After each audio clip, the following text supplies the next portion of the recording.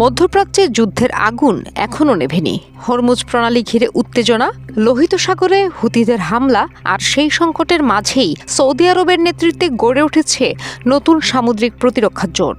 বাংলাদেশ সহ 14টি দেশ এতে যোগ দিয়েছে। প্রশ্ন উঠছে, এটি কি শুধু নৌপথ রক্ষার উদ্যোগ, নাকি মধ্যপ্রাচ্যে শুরু হচ্ছে নতুন শক্তির মেরুকরণ?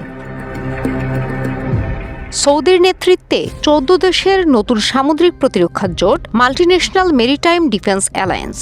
সরকারিভাবে বলা হচ্ছে, এই জোটের লক্ষ্য লোহিত সাগর, বাবেল মান্দেব প্রণালী এবং এডেন উপসাগরের নিরাপদ নৌ চলাচল নিশ্চিত করা। কিন্তু আন্তর্জাতিক বিশ্লেষকদের প্রশ্ন, যখন পুরো অঞ্চলের সংকটের কেন্দ্রে রয়েছে ইরান ও ইরান সমর্থিত হুথি গোষ্ঠী, তখন এই জোটের বাস্তব লক্ষ্য ঠিক কোথায়?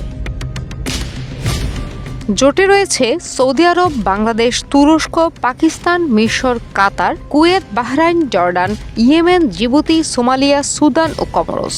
তবে লক্ষণীয় বিষয় হল, উপসাগরীয় দুই গুরুত্বপূর্ণ দেশ সংযুক্ত আরব আমিরাত ও ওমান এখনও এই জোটে যোগ দেয়নি।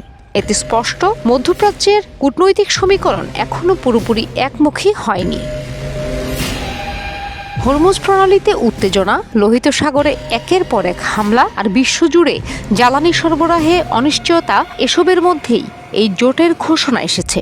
বিশ্বের প্রায় 10 থেকে 12% বাণিজ্য এবং প্রতিদিন লাখ লাখ ব্যারেল তেল পরিবহন হয় বাবেল মান্দেব প্রণালী দিয়ে। মাত্র 18 মাইল প্রশস্ত এই নৌপথে বড় ধরনের অস্থিরতা মানেই বিশ্ববাজারে তেলের দাম বাড়ার আশঙ্কা, পণ্য পরিবহনের সংকট এবং বৈশ্বিক অর্থনীতিতে নতুন ধাক্কা।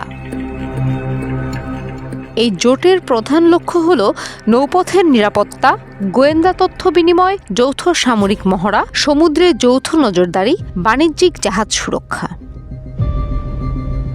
সৌদি আরব বলছে, এই জোট কারো বিরুদ্ধে নয়, কিন্তু বাস্তবতা হলো, যেসব এলাকায় এই জোট কাজ করবে সেখানেই দীর্ঘদিন ধরে সক্রিয় রয়েছে ইরান সমর্থিত হুথি বিদ্রোহীরা। অর্থাৎ নাম না বললেও এই জোটকে ঘিরে ইরানের কৌশলগত হিসাব নিকাশ আরও জটিল হয়ে উঠতে পারে।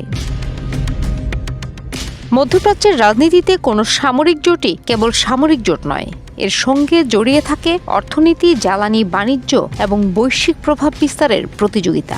সৌদি আরবের নেতৃত্বে নতুন এই উদ্যোগ সেই প্রতিযোগিতায় আরেকটি বড় অধ্যায় যোগ করল। এখন দেখার বিষয়, এটি শুধু নৌপথের নিরাপত্তায় সীমাবদ্ধ থাকে, নাকি ভবিষ্যতে মধ্যপ্রাচ্যের বৃহত্তর কৌশলগত সমীকরণেও বড় ভূমিকা রাখে।